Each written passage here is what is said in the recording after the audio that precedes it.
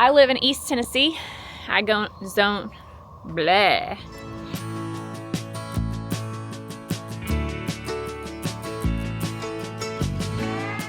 Hey guys, what's up? It's Heather with the Moscow, and funny story.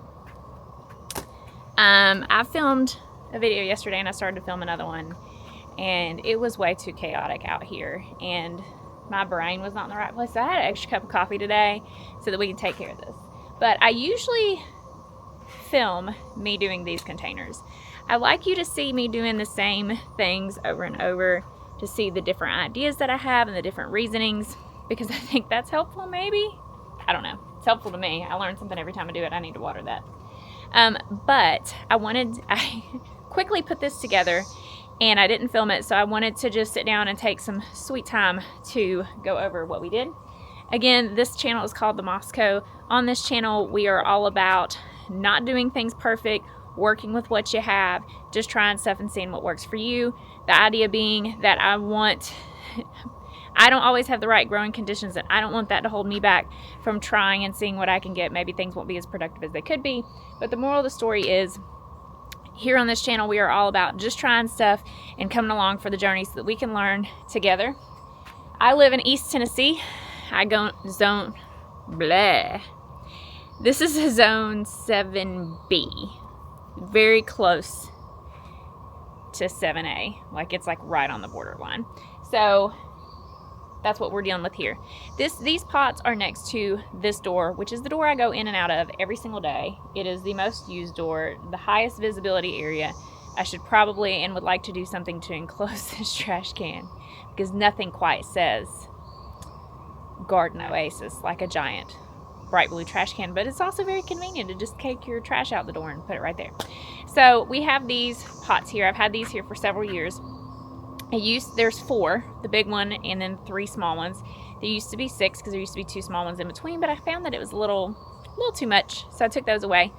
This front one also used to have pot feet underneath it, but my dogs ate it. They ate pot feet. If you can't hear that in the background, that is the attack of the cicadas. Straight up. So let's flip it around and let's talk about a little bit why we put it here. Well, before we do that, let me digress. This area is on the north side of my house, and it gets some sun, but not enough sun. So it is pretty much full shade, and I have planted things in here that like a little bit more sun than that, and they've done well, but I do usually treat it as a full shade area. This area here is my hosta bed, and it is also shady, but these burn throughout the summer. Right now they've been trampled by dogs, so I haven't put anything in here to keep the dogs out of it. I'm actually thinking of moving these because, again, they do get burned throughout the summer. They'll all turn white. I'm like cleaning them off, like it's just awful. So I'm thinking of moving them and then putting a big bed of hydrangeas here, but that's for another day. First of all, we got to get the dogs to stop eating everything. We're working on it. We're getting there. So we do plant this like it is like a full sun, part sun type area. So let's turn around and talk about the actual plants that we used. So with these pots, I do like to come up with a color scheme every year, and sometimes I have it all picked out as to what I want, and I've got it all imagined, and if I can't get the plants like last year, I'll order them. But sometimes I go to the garden center and I'm like, I just need it to be cohesive.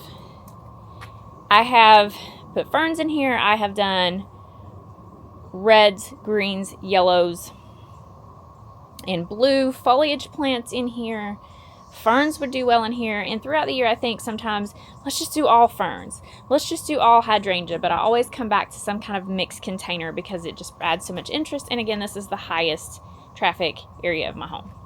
So what we've got here is a endless summer reblooming hydrangea. Now I want these to stay blue, and my native ground is very low pH, very acidic, so it shouldn't be a problem. But this is in a container, and so I poured a ton of soil acidifier into this, and yet they're still trying to turn pink on me. But they're pretty close. I don't want them to be pink. I do want them to be blue. So I put that as my centerpiece plant. I love hydrangeas. I have some, but I can't get them to bloom anymore, so I wanted some in here. Another thing that's really successful for me is these begonias. This is a Surefire White. I've got 2 in here. And again, white because it contrasts so well with the blue. And we kind of went with the blue, green, and white theme here to keep the colors, you know, going. Also, anytime you're in a shady area, something with white is going to pop a little bit better. These do really great as well for me. I had them in these pots last year, and I was really impressed with them. I am going to fertilize them more this year. But they can take sun or shade as well. These need a little bit of sun to bloom, but they can't take anything near full sun or they will burn for us. So that's why it's a good fit for here. We also have a Jack Frost Brunnera. Now I bought 2 plants. That's why they kind of look a little small, because I didn't want a full Brunnera, 3 of them in this pot, because you want to plant in a triangle. See how I've got a triangle going and then some fillery stuff in between. So I split those so that they would be the right size, and they are perfect right here. I'm waiting for this one to kind of fill in this little area here, and it's working on it. Like if I pull that leaf up, we're good. And again, I'm waiting on this leaf right here to grow up for me and fill in this area. And then we also have this, I can't remember what the name of this variegated ivy was. And again, for pots like this or container items, you want to go with a filler spiller approach. Our thriller being our hydrangea, which admittedly could be taller, and I'm not sure how much taller, probably grow quite a bit, but not a whole lot taller in this. I originally wanted to put a Japanese maple in this container, but my Ring doorbell is right there, and it does the view. That's another thing about these containers that I need to figure out something about, and I've talked about this for years, is putting something on the wall above it to kind of add some height and some interest up there. But I do love these containers. They do bring me a lot of joy. So on the side pots, I wanted to do something that was complimentary. So we did some Impatiens, and these are just like your standard 6-pack Impatiens. Really, really tiny when I put them in here. They've already put on quite a bit of growth, which makes me very happy. And we're hoping that they'll mound over the top by the end, but blooming just perfectly for us. So it looks good.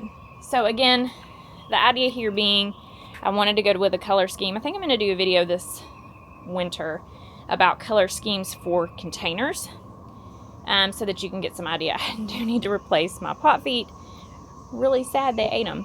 So when I put these in these containers, the amendments that I used, I did dump a bunch of soil acidifier into this one to keep my hydrangeas looking blue.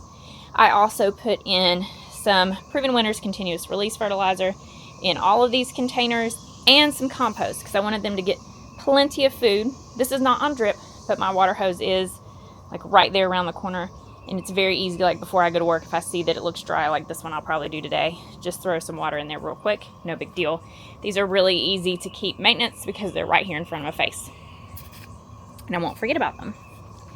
And because they're in the shade, they don't go through water nearly as quickly as they would in the full sun.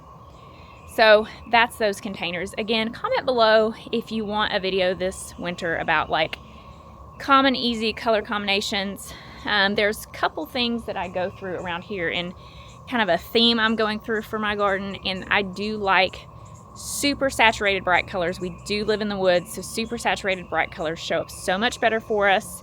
Especially in like my border gardens, which don't look very much like gardens right now, don't judge me. I like saturated colors, and I'm learning that about myself. But up here, I find freedom to do kind of whatever I feel at the time.